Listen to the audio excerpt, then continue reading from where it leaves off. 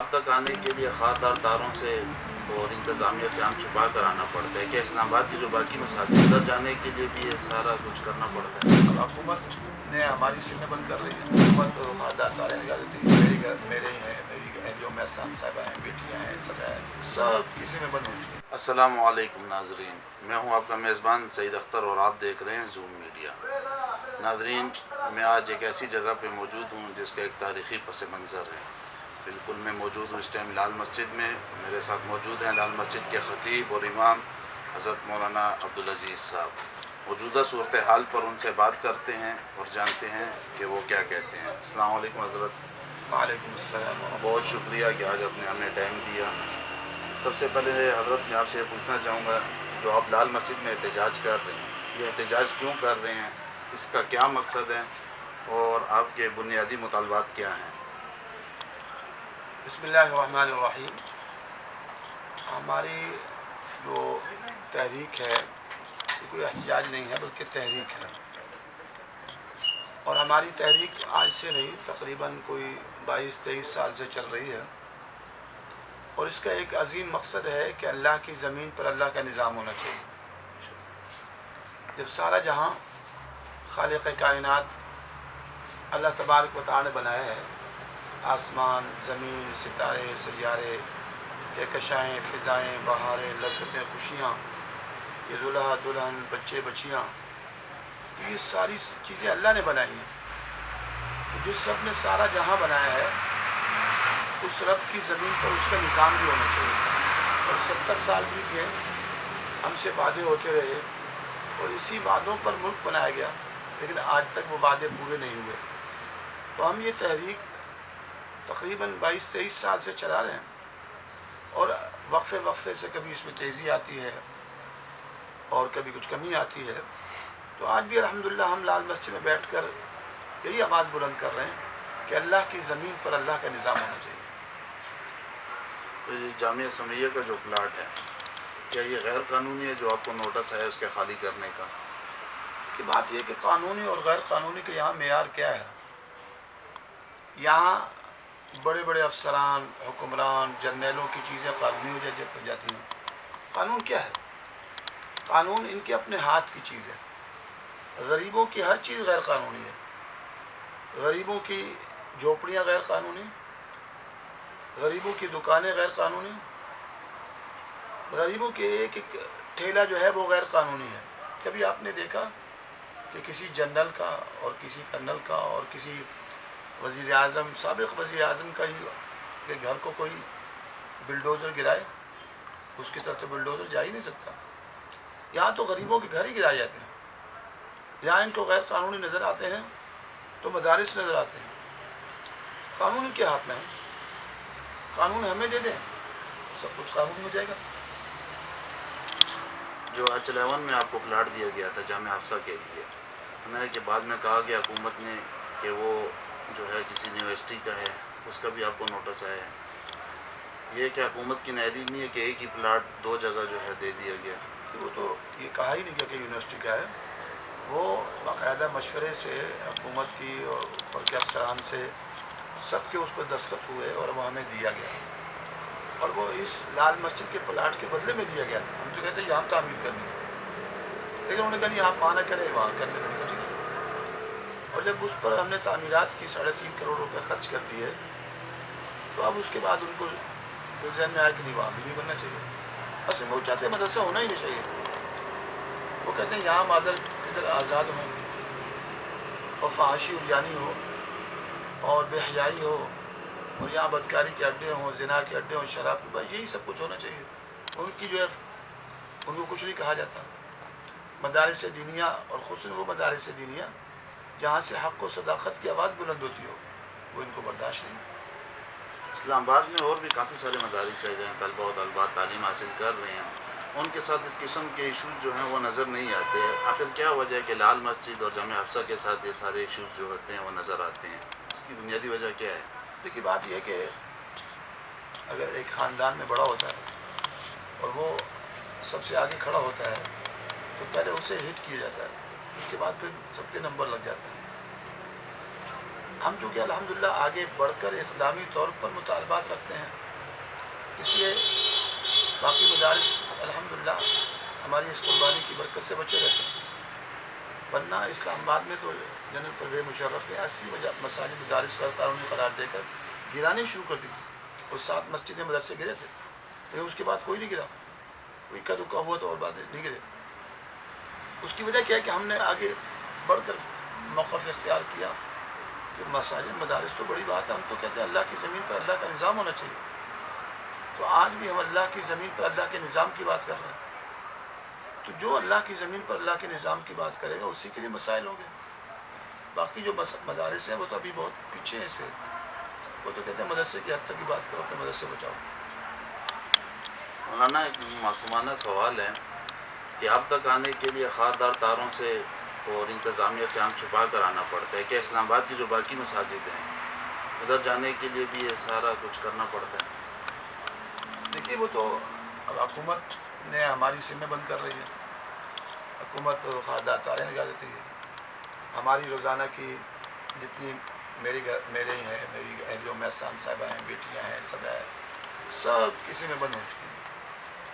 اس کی وجہ کیا ہے؟ اس کی وجہ یہ ہے کہ وہ حق و صداقت کی آواز ہے کہ جو ہم لگا رہے ہیں، اور یہ کہتے ہیں کہ ہمارا سب کے عیاشیاں ختم ہونے والی ہیں۔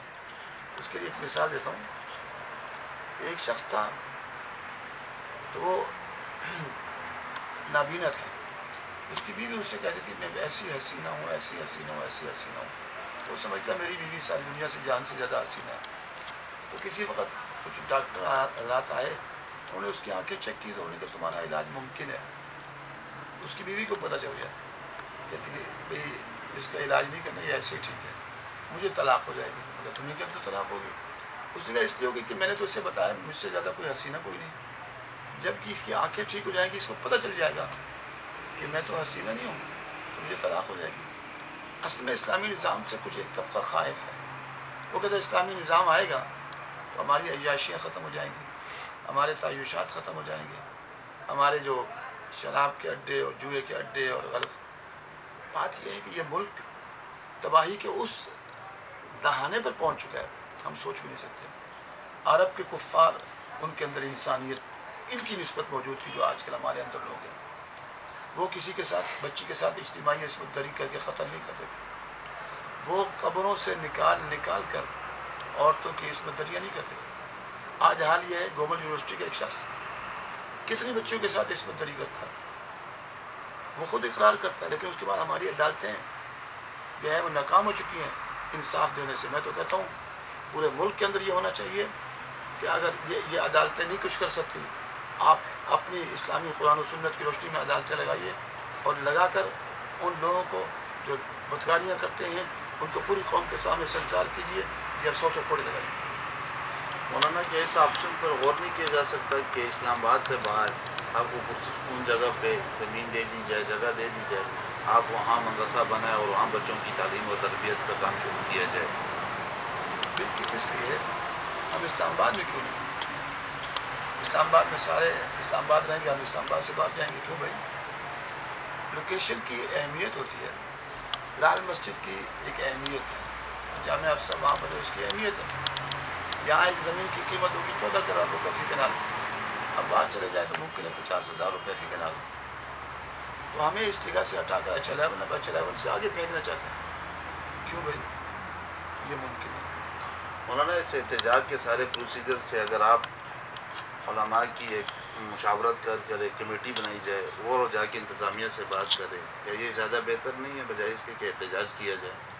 دیکھیے علماء کرام ہمارے لیے احترام ہے، بزرگ ہیں، سب کچھ ہیں، لیکن افسوس و دکھ کا مقام یہ ہے کہ علماء کرام آج صرف مسجد اور مدرسے سے باہر نکلنا نہیں چاہتے، اسلامی نظام کی بات کرنا نہیں چاہتے، اور ہم تو اسلامی نظام سے آگے بڑھ کر بات کر رہے ہیں۔ اسلامی نظام تو ہے ہی ہے انشاءاللہ، کہ اس وقت جو کرنٹ ایشو ہے وہ کشمیر اور ہندوستان کا ہے۔ ہم وہ مسلمان تھے کہ ہماری کسی بہن کو تھپڑ نہیں پڑ سکتا تھا پوری دنیا میں، اگر تھپڑ پڑتا تھا فوجیں حرکت میں آتی تھی، لیکن آج کشمیر کی، آج میں سارا دن میرے دوستوں کو بھیجتا رہا ہوں کہ اب دہلی اور مضافات کے علاقوں سے عورتوں کی دلدوز آوازیں آ رہی ہیں، وہ ہمیں پکار رہی ہیں کہاں ہے مسلمان امہ، لیکن ہم لوگ مدرسوں اور مسجدوں سے باہر دیکھنے کی تیاری نہیں ہے۔ کیوں؟ اللہ کا عذاب آ سکتا ہے۔ اور میں سمجھتا ہوں ہندوستان کے اس حصوں پر کیوں آیا کہ کشمیر میں جب ظلم ہو رہے تھے تو باقی علاقے والوں نے کہا جی کشمیر والے دہشت گرد ہیں، وہ کیوں نہیں قانون مانتے، یہ خود بیان آئے۔ تو اس کا نتیجہ یہ ہوا کشمیر تو جل ہی رہا تھا، ہندوستان میں چوری شروع ہو گئی، ہندوستان میں ایسے سخت قوانین بنا دیے گئے۔ تو اس لیے میں سمجھتا ہوں کہ اگر آج ہم نہیں اٹھے، پاکستان نہ اٹھا، اللہ نہ کرے، اللہ نہ کرے، اللہ نہ کرے، عذاب میں مبتلا ہو سکتا ہے۔ ایک تاثر بار یہ دیا جا رہا ہے کہ یہاں کے جو استاذ ہیں وہ طلباء کو، طلباء کا جو استاد اور شاگرد کا رشتہ ہے اس پہ طلباء کو پریشر دے رہے ہیں کہ وہ احتجاج کریں، مجبور کر رہے ہیں کہ وہ بھی احتجاج کریں۔ ہم نے تو ان کو کہا ہے، کتنی بار میں نے بچوں سے کہا جو جانا چاہتا چلی جائے، آج بھی کہا ہے کہ بیٹی جو جانا چاہتا چلی جائے، لیکن وہ خود آخر ان میں ایمانی حرارت نہیں ہے، ان میں ایمانی حرارت ہے۔ ہاں اس کو اجاگر ضرور ہم نے کیا اور وہ کرنے کی ضرورت ہے۔ میں تو کہتا ہوں پورے ملک اور پوری دنیا میں ایمانی حرارت کو اجاگر کرنا چاہیے، جو اندر چنگاری دبی ہوئی ہے اس کو اٹھانا چاہیے کہ ہم کون، کیسی قوم تھے، صحابہ کرام کیسے تھے، صحابیات کیسی تھیں کہ وہ پوری دنیا پر چھا گئے۔ اللہ کی قسم کھا کر کہتا ہوں آج 1.25 کروڑ مسلمان تیار ہو جائیں، صرف 1.25 کروڑ، جو کہے کہ ہم اپنے حق کے لیے، اسلامی نظام کے لیے، رب کی زمین پر رب کے نظام کے لیے شہید ہو جائیں گے، پسپا نہیں ہوں گے، پوری دنیا سے باطل غائب ہو جائے گا۔ باطل کی کچھ جرت نہیں ہے۔ ہم کمزور ہو گئے، ہم خود کمزور ہو گئے جب ہم اپنی جانوں کو بچاتے پھر رہے ہیں کہ جی اپنی جان بچاؤ، جان نہیں بچانے کا وقت ہے، جان لٹانے کا وقت ہے، اسلامی نظام کے لیے، رب کی زمین پر رب کے نظام کے لیے۔ اور اس کے ساتھ ساتھ ہم تو چاہتے ہیں کہ ہم جہاد کرنے کے لیے کشمیر اور دہلی اور پورے ہندوستان پر جا کے چھا جائیں اور وہاں اسلام کے جھنڈے لہرائیں۔ مولانا آپ بار بار جہاد کی بات کرتے ہیں، ہندوستان اور پاکستان دونوں جو ہیں وہ ایٹمی طاقتیں ہیں، جب دونوں ایٹمی طاقتیں آپس میں ٹکرائیں گی تو کیا اس سے بہت زیادہ تباہی نہیں پھیلے گی؟ یہ ایٹم ہم نے کس نے بنایا تھا؟ اگر آپ نے ان سے یہ ایٹم ہمارا دفاع نہیں کر سکتے، ہماری شہرت کشمیر کا دفاع نہیں کر سکتے، مسلم امہ کا دفاع نہیں کر سکتے، تو پھر یہ اربوں کھربوں روپے آپ نے خرچ کس لیے کیے تھے؟ دوسری بات یہ ہے، یہ سب باتیں ہیں کرنے کی، کیا جب پاکستان سے مجاہدین افغانستان جاتے تھے اس دور میں، جبکہ سوویت یونین افغانستان کے آخری بارڈر پر پہنچ چکا تھا، تو سوویت یونین ایٹمی طاقت نہیں تھا، ایٹمی طاقت تھا، لیکن گئے اس کے لیے ترتیب بنائی گئی، تو الحمدللہ اس ایٹمی طاقت کے ساتھ جہاد بھی ہوا اور وہ سوویت یونین ٹکڑے ٹکڑے بھی ہوا اور مسئلہ بھی حل ہو گیا۔ تو آج اصل میں دل کا مسئلہ ہے، کیونکہ سوویت یونین کے خلاف امریکہ خود چاہتا تھا کہ آج امریکہ نہیں چاہتا کہ ہندوستان کی طرف جائے، امریکہ ناراض ہوتا ہے، امریکہ تو ویسے ہی ناراض ہے، امریکہ کبھی راضی نہیں ہوگا، اور امریکہ اللہ نہ کرے، اللہ نہ کرے یہ سازشیں کرے گا جیسے سازشیں ہو رہی ہیں پاکستان کے خلاف توڑنے کی۔ تو ہم امریکہ کو راضی نہ کریں، اللہ کو راضی کریں اور مسلم امہ کی فکر کریں، اپنی شہر کشمیر کی فکر کریں اور ترتیب بنائیں کہ آپ جیسے وہاں ترتیب بنائی تھی یہاں آپ ترتیب بنا دیں کہ مجاہدین جا سکتے ہیں، آپ خود نہیں جا سکتے تو ان کی ترتیب بنا دیں، تو آہستہ آہستہ مجاہدین پہنچنا شروع ہوں گے اور اس کے بعد آپ دیکھیں گے کہ تبدیلیاں، جیسے افغانستان کے اندر 45 ملک جن کی ٹیکنالوجی مانی ہوئی تھی وہ چند لاکھ مجاہدین کے سامنے مجبور ہو گئے۔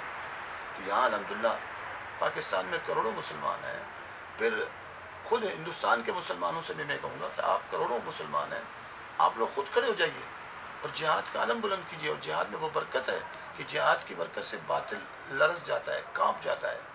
اس لیے آج پاکستان کے مسلمان جو 20 کروڑ ہیں اور بنگلہ دیش کے مسلمان اور ہندوستان کے مسلمان تینوں کھڑے ہو جائیں جہاد کے لیے، تو اور گھبرائیں نہیں، اللہ کی، ہم نے تو ویسے ہی مرنا ہے، موت قبر میں تو جانا ہی جانا ہے، ہم تو بنے ہی مٹی میں جانے کے لیے، منہا خلقناکم وفیہا نعیدکم۔ آج بتایا گیا ہے کہ G73 میں جامعہ حفصہ کے پاس کچھ لوگوں نے پوسٹر لگائے ہیں، میرا جسم میری مرضی، اس کے بارے میں آپ کیا کہیں گے؟ بات یہ کہ یہ غلط ہے، کیا ان کا جسم انہوں نے خود بنایا ہے یا اللہ نے بنایا ہے؟ ان کی آنکھیں، ان کا دماغ، ان کی عقل، ان کی سوچ، ان کا دل، ان کے ہاتھ پاؤں کیا انہوں نے خود بنائے؟ تمہارا جسم کہاں سے آ گیا؟ تو اللہ کی امانت ہے تمہارے پاس، اور تم کہتے ہو میرا جسم میری مرضی۔ اور اگر یہ قانون اگر مان لیا جائے تو پھر دنیا کا کوئی قانون نہیں چلتا۔ ایک ڈاکو کہتا ہے میرا جسم میری مرضی، ایک چور کہتا ہے میرا جسم میری مرضی، ایک شرابی کہتا ہے میرا جسم میری مرضی، ایک قانون توڑنے والا کہتا ہے کرپشن کرتا ہے کہ میرا جسم میری مرضی، میں جہاں چاہوں۔ پھر ٹھیک ہے، اگر یہی کرنا ہے تو آپ جہاں چلے جائیں، وزیر اعظم ہاؤس میں داخل ہو جائیں، صدر ہاؤس میں داخل ہو جائیں، میرا جسم میری مرضی۔ یہ کچھ قانون کچھ ضابطے ہوتے ہیں، تو شریعت کے بھی قانون اور ضابطے ہیں، اللہ کے حکموں پر چلنا ہوگا۔ ایسی عورتیں سمجھ لیں کہ اس ملک کے اندر ان کی کوئی جگہ نہیں ہے۔ جامعہ حفصہ کی طالبات، وہاں بھی مجھ سے انہوں نے پوچھا کیا کریں، میں نے کہا کہ مٹا دو۔ قطعاً ایسی اجازت نہیں دی جائے کہ ایسی تصویر لگانے کی۔ پاکستان اس لیے نہیں بنا تھا، آج یہاں تک انہی کی وجہ سے ملک میں کھڑا ہے، ان بے حیا قسم کی عورتوں کی وجہ سے کہ بچیوں کے ساتھ ان کی اجتماعی عصمت دریاں ہو رہی ہیں۔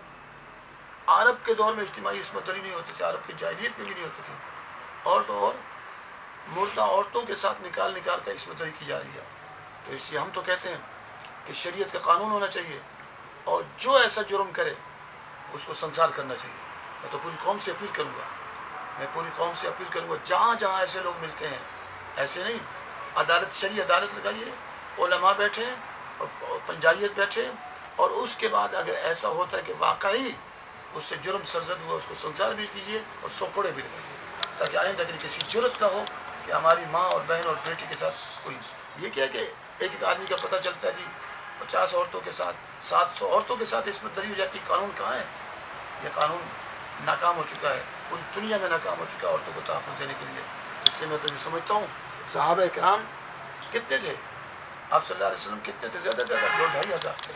تو کیا ایک علاقے میں 2-2.5 ہزار غیرت مند علماء اور غیرت مند لوگ نہیں ہیں کہ وہاں پر وہ کہیں کہ ہم اللہ کی شریعت پر خود عمل کریں گے؟ نہ، ہمیں شریعت چاہیے، ہم شریعت کا مطالبہ کرتے ہیں کہ ہماری روزانہ خبر لگتی ہے فلاں بچی کی عصمت دری ہو گئی، اور اس کے بعد جو ہے اجتماعی عصمت دری ہو گئی، قتل کر دی گئی۔ کیا ہوا؟ کیا قانون کہاں ہے؟ یہ قانون اس وقت جو ہے وہ پہلی بات تو اس پہ قانون میں جان ہی نہیں ہے، اور اگر جان تھی تو ہمیں نہیں پتہ۔ تو اس سے ہم سمجھتے ہیں کہ اللہ کی زمین پر اللہ کے نظام کو نافذ کر دو، سارے مسائل حل ہو جائیں گے۔ تو ہم قطعاً اجازت نہیں دیں گے کسی کو، اور اسلامی غیرت اور حمیت ہمیں اس کی اجازت نہیں دیتی کہ کوئی اللہ کے حکموں کو توڑ کر یہ کہ میرا جسم میری مرضی، سے مطلب آپ بدکاری بھی کریں گی، زنا بھی کریں گی، شراب بھی پئیں گی، اس سے کیا مطلب ہے؟ قطعاً اس کی اجازت نہیں دی جا سکتی۔